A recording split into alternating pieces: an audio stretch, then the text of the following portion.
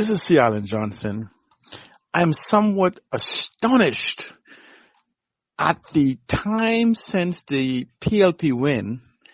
They have spent every moment since the election results came in discussing the reasons why Mr. Pintard should be removed.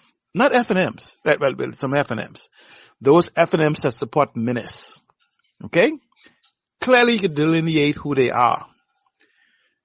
But ask yourself, why would the PLP all of a sudden become expert analysis of what the FNM should and should not do, and all the secret things that's going on in the FNM party and the conspiracy theory about what Mr. Ingram did and all these other different things?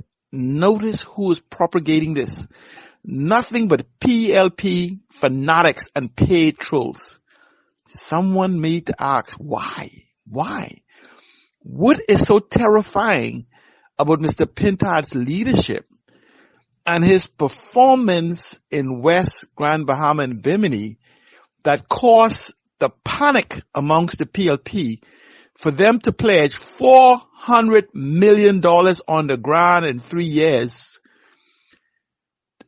Jobs, contracts, and all of this things. What would cause such a panic in the PLP for the government to commit $500 million of you out of in complete of the people's money to win a seat that would have no significant changes on their power balance in Parliament? These are questions that have to be asked.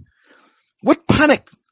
The leader of the country, the leader of the Progressive Liberal Party, to come on stage and commit to $400 million to $500 million worth of stuff and say, and I want to be careful because it says a promise is a comfort to a fool when the person making the promise can't show the ability or the intent.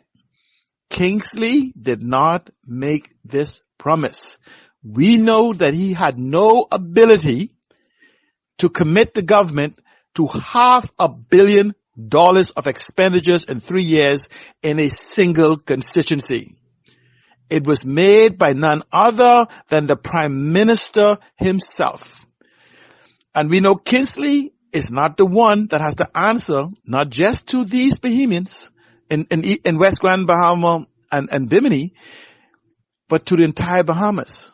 His word, he said, in summary, is his bond.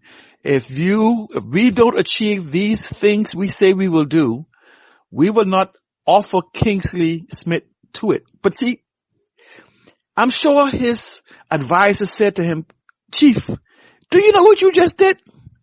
You just committed that if we drop $500 million in West Grand Bahama, we have to also drop it, an equitable amount, in each of the other 38 constituencies.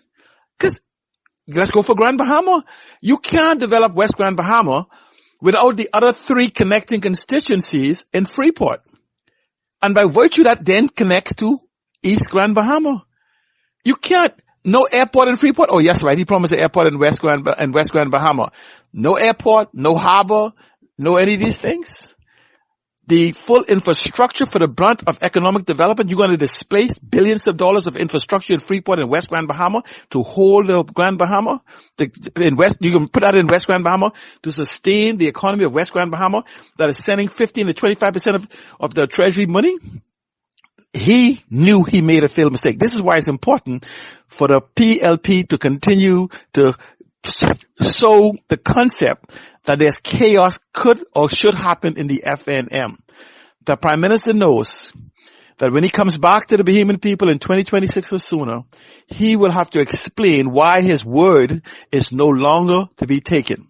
Imagine that the Prime Minister standing in another constituency saying, and I will do all of these things for you if you re-elect me. And people say, Joker, you made the same promise in West Grand Bahama and you didn't keep your word there. Why would you keep your word here?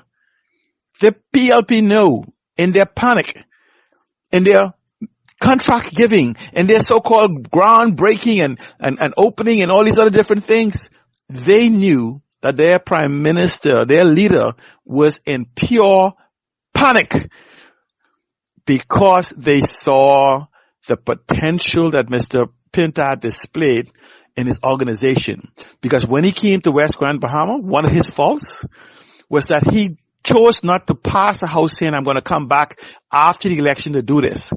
He was doing work as he worked. That slowed him down, showing that he was a man of compassion and saw. You can imagine right now you have ministers, two ministers, one on the stage, Chester, and one afterwards, what are they miss? The energy minister who said, we went into houses and we were able to look and see the sky, and I've never seen such poverty and degradation ever. These are people who've went through the ghettos of New Providence. These are people who have seen the shanty towns. And they come into West Grand Bahama and say, oh my God, what is this we see? Did Obi not tell them this? That's the question. Did Obi lie to them, or are they lying on Obi? Watch the PLP. Whenever the PLP position now aligns with those that want to sow chaos within the FNM, the Mennonites, or whatever you want to call them, be concerned. When your enemy argues for you, and to the FNMs, it's the enemies within you have to be concerned about, because the enemy is outside.